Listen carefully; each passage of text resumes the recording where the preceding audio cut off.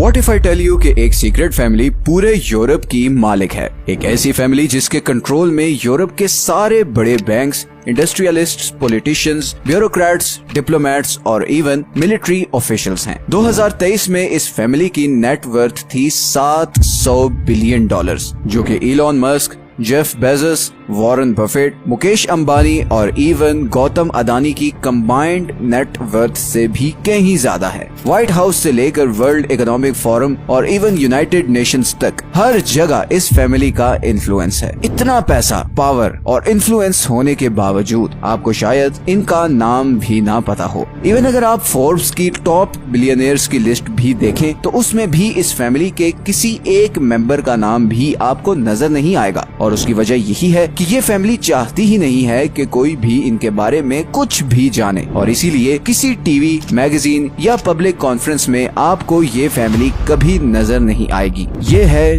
Wallenberg family, Europe की सबसे powerful और अमीर फैमिली। ये फैमिली इतनी अमीर और पावरफुल कैसे हुई? क्या है इनका सीक्रेट और कौन था इस फैमिली को इतना पावरफुल बनाने वाला? आइए जानते हैं इन सब सवालों के जवाब। सच ये है कि इस वीडियो में 1837 में अमेरिका में एक फाइनेंशियल क्राइसिस आया जिसे द पैनिक ऑफ 1837 कहा जाता है। ये 19th सेंचुरी का सबसे बड़ा फाइनेंशियल क्राइसिस था। रियल एस्टेट बबल बर्स्ट हो गया, कॉटन की प्राइसेस गिर गई, इन्फ्लेशन आसमान तक पहुंच गई, बैंक्स के पास पैसा खत्म हो गया और बिजनेसेस फेल होने लगे, जिसके नतीजे में अनएम्प्लॉयमेंट पीक पे चली गई। ये सारा क्राइसिस उस वक्त के अमेरिकन बैंकर्स के लिए किसी डरावने ख्वाब से कम नहीं था, मगर एक स्वीडिश नेवी ऑफिसर के लिए ये सारा क्राइसिस एक बहुत बड़ा लेसन था। इस नेवी ऑफिसर का नाम था आंड्रे ऑस्कर वॉलनबर्ग। जब ये 1837 का फाइनेंशियल क्राइसिस आया, आंड्रे उस वक्त अमेरिका में स्वीडिश नेवी के लेफ्टिनेंट के तौर पर स्टेशन था। उसने इस सारे क्राइसिस को बड़ा क्लोजली मॉनिटर किया। वो ये समझ चुका था कि इस सारे क्राइसिस के जिम्मेदार अमेरिकन बैंकर्स हैं। उनकी इनकॉम्पिटेंस में आंड्रे के लिए लेसन था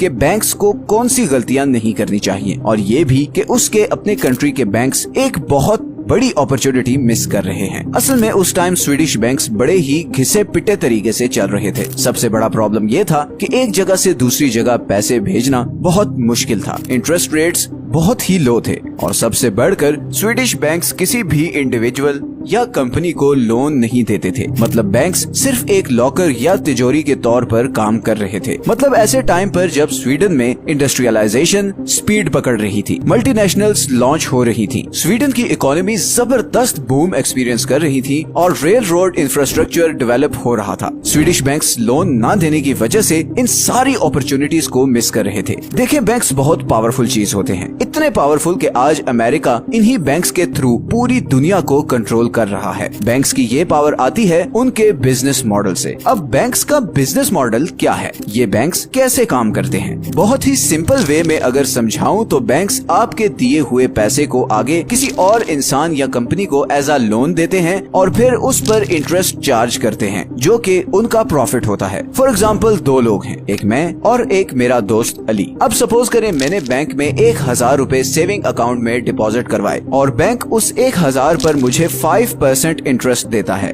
लेकिन फिर बैंक वही 1000 रुपए आगे अली को लोन देता है और उससे 10% इंटरेस्ट रेट चार्ज करता है। इस तरह बैंक को 5% इंटरेस्ट बचता है और वो उसका प्रॉफिट है। ये सिर्फ एक सिंपल सी डेफिनेशन है बैंकिंग की। इसके अलावा बैंक्स रियल एस्टेट, बिजनेसेस और स्टॉक एक्सचेंज में भी आपका पैसा इन्वेस्ट करते हैं और उससे प्रॉफिट कमाते हैं, मगर आपको सिर्फ वही 5% मिलता है। खैर, उस वक्त स्वीडिश बैंक्स ये लोन देने का काम बहुत लिमिटेड स्केल पर कर रहे थे और लोगों को सिर्फ डिपॉजिट की फैसिलिटी दे रहे थे, और इस तरह प्रॉफिट कमाने की एक बहुत बड़ी अपॉर्चुनिटी भी मिस कर रहे थे। यही वो अपॉर्चुनिटी थी जो आंड्रे ने रियलाइज की और 1856 में स्वीडन के कैपिटल स्टॉकहोम्स में अपना बैंक खोला, जिसका नाम था स्टॉकहोम्स एनस्किल्डा बैंक, या शॉर्ट फॉर्म में SEB। आज से 200 साल पहले बैंक ओपन करना इतना मुश्किल नहीं था जितना आज है। आज तो इतनी रेगुलेशंस और कैपिटल रिक्वायरमेंट हैं कि आम आदमी तो सोच भी नहीं सकता। 19वीं सदी में बैंक ओपन करना इतना आसान था जितना कोई ज्वेलरी स्टोर खोलना। SEB ने पहली दफा स्वीडन में लोगों को ये ऑप्शन दी कि वो अपना पैसा इस बैंक में डिपॉजिट करें और बदले में उनकी सेविंग पे एक फिक्स्ड इंटरेस्ट रेट मिलेगा। स्वीडन के लोगों के लिए ये एक बिल्कुल नई चीज थी, बिकॉज उनके नजदीक तो बैंक का काम सिर्फ ये था कि वो आपके पैसे को सेव करे, जैसे कोई लॉकर या तिजोरी होती है। पर अब उन्हें अपनी सेविंग्स पर प्रॉफिट मिल रहा था।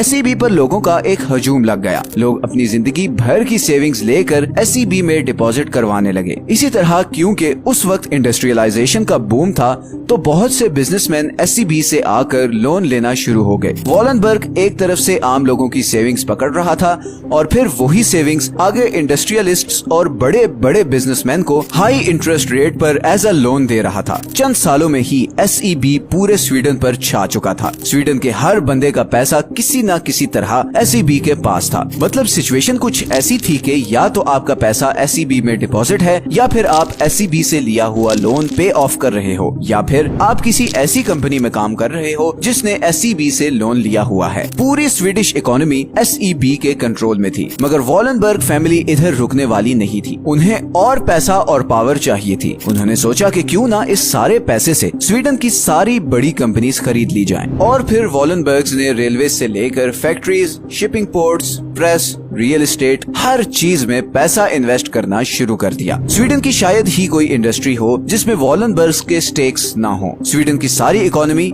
सारा पैसा, सारे लोग सिर्फ एक फैमिली के कंट्रोल में थे। और ये कंट्रोल अब स्वीडन से निकलकर यूरोप और फिर पूरी दुनिया में फैलने वाला था। वॉलनबर्ग फैमिली की इसी बढ़ते हुए कंट्रोल को देखते हुए स्वीडिश गवर्नमेंट ने 1916 में एक लॉ पास किया जिसके अकॉर्डिंग कोई भी बैंक किसी भी कंपनी के लॉन्ग टर्म शेयर्स होल्ड नहीं कर सकता था। ये एक बहुत बड़ा सेटबैक था वॉलनबर्ग फैमिली के लिए, मगर उन्होंने इसका भी सोल्यूशन निकाल लिया। वॉलनबर्ग्स ने इन्वेस्टर AB के नाम से एक नई कंपनी बनाई और SEB के अंडर जितनी भी कंपनीज थी उनकी ओनरशिप इन्वेस्टर AB को ट्रांसफर कर दी। अगले 20 सालों में इन्वेस्टर AB इतनी पावरफुल हो चुकी थी कि पूरे स्वीडन की 40% वर्कफोर्स इस एक कंपनी के लिए काम कर रही थी। और फिर वर्ल्ड वॉर 2 शुरू हो गई। और यहाँ पर अब वो पॉइंट आने वाला है जो मैं चाहता हूँ कि आप में से हर कोई बहुत ध्यान से सुने। वर्ल्ड वॉर 2 दो ग्रुप्स के बीच में लड़ाई थी। एक ग्रुप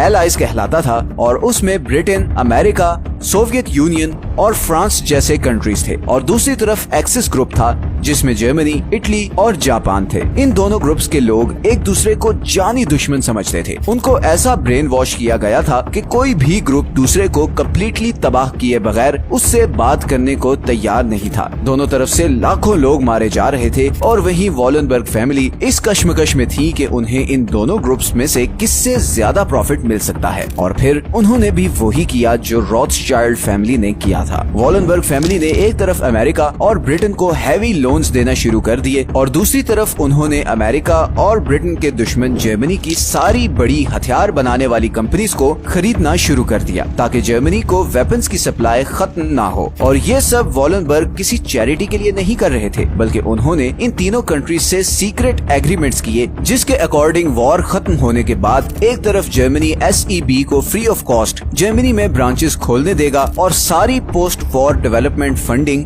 SEB के थ्रू ही होगी। और इसी तरह अमेरिका और ब्रिटेन में भी SEB को स्पेशल रिलैक्सेशंस दी गयी। एक चीज हमेशा याद रखें, बिजनेसमैन कभी घाटे का सौदा नहीं करता और वॉर सबसे बड़ा बिजनेस है। वॉर एक इंडस्ट्री है और उसको चलाने वाले कभी भी नहीं चाहेंगे कि दुनिया में अमन हो। अमेरिका अफगानिस्तान वॉर में 10 लोग अरबपति बने थे। रशिया यूक्रेन वॉर के बारे में ऐसी रिपोर्ट्स लीक हुई हैं जिनसे पता चलता है कि ये वॉर क्यों लंबी होती जा रही है। ये बिलियंस ऑफ डॉलर्स की गेम है। आपको लगता है कि इंडिया पाकिस्तान में तनाव रिलीजन या आइडियोलॉजिकल डिफरेंस की वजह से है, तो बहुत बड़ी भूल है आपकी। बिलियंस ऑफ डॉलर्स दोनों कंट्रीज अपने डिफेंस पे खर्च करते हैं। जिन कंट्रीज या ग्रुप से ये दोनों कंट्रीज ये हथियार खरीदते हैं, आपको क्या लगता है वो कभी चाहेंगे कि इन दोनों कंट्रीज में अमन हो? कभी भी नहीं। उनके बिलियंस ऑफ डॉलर्स के हथियार फिर कौन खरीदेगा? दोनों तरफ के आम लोगों को बेवकूफ बनाकर एक दूसरे का दुश्मन बनाया हुआ है। मूवीज, मीडिया और सिलेबस के थ्रू ब्रेन वॉश किया हुआ है ताकि ये इस चक्कर से बाहर निकल ही ना सके और नतीजतन अमीर पहले से ज्यादा अमीर होता जा रहा है और गरीब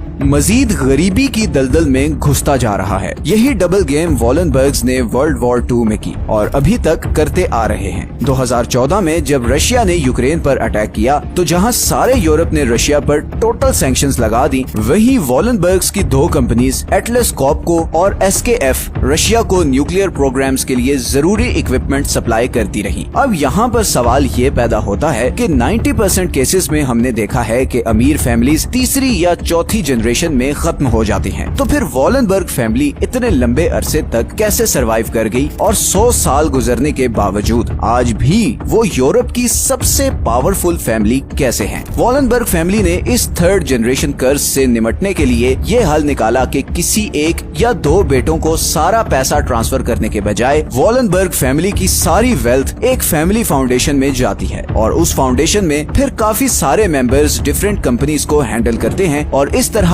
कोई एक फैमिली मेंबर पूरी वॉलनबर्ग एम्पायर को डिस्ट्रॉय नहीं कर सकता। एक और रूल ये भी है कि जिस फैमिली मेंबर को कोई कंपनी दी जाती है उसे पहले 8 से 10 साल कंपनी में निचले लेवल पर काम करना होता है ताकि वो कंपनी के सारे प्रोसेसेस और वर्किंग जान जाए और अपनी वर्थ प्रूव करने के बाद ही उसे मैनेजमेंट रोल दिया जाता है। यही वो अप्रोच है जिसने इस फैमिली को आज भी जोड़ कर रखा हुआ है और यही वो चीज है जो वेंडरबिल्ट फैमिली ने नहीं की थी। वेंडरबिल्ट फैमिली 19वीं सदी में पूरी दुनिया की सबसे अमीर फैमिली थी, मगर आज आपको उनका नाम भी कहीं सुनने को नहीं मिलता। 1973 में जब वेंडरबिल्ट फैमिली का एक रियूनियन हुआ तो उसमें कोई एक फैमिली मेंबर भी मिलियनेयर नहीं था। पैसा, अमीरी, पावर, ये बहुत ही खतरनाक चीजें हैं। इस वीडियो में तो सिर्फ कुछ एग्जांपल्स शेयर की हैं हमने आपके साथ। तारीख गवाह है कि इंसान बहुत ही सेल्फिश साबित हुआ है, इतना सेल्फिश कि दूसरे की लाश पे भी उसे अपना फायदा नजर आए